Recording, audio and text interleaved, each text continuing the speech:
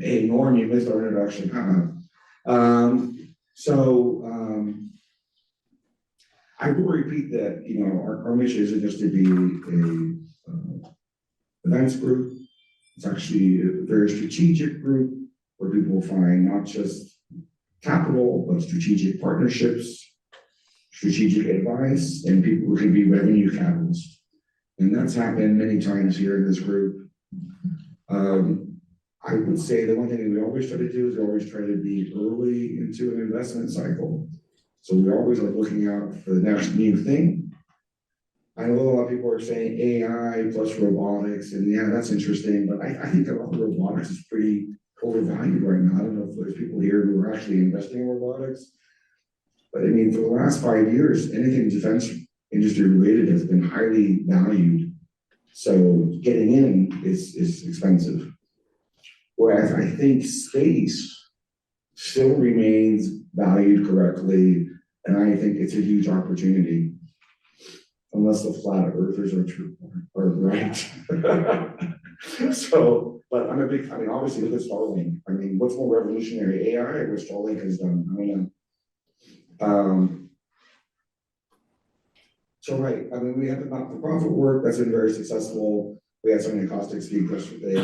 She'll probably recruit 10 or 15 more executive committee members to the group for Michigan Arts.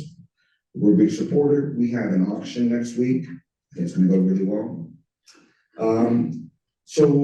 We always try to speak truth here, and got some great panels. There's going to be discussion on what they call the great asset shift this afternoon, talking about this huge wave of capital is going to be transitioning from one generation to the next. That's a big deal. Talking about energy transition, where a lot of people, I think there was an agreement that was signed this week about, what was it? There's a 3 times increase in nuclear power generation. 21 countries have signed on to it by 2050, right? So that's interesting. We've got a great venture capital panel, great private equity panel, healthcare. So I'm looking for Dan Hughes, who's right over there, and Paul Fulton, and a room. So we're going to talk about alternative strategies. I love alternative strategies. I love stuff that produces alpha, whether times are good or times are bad. And it's really interesting because a lot of people said secondaries.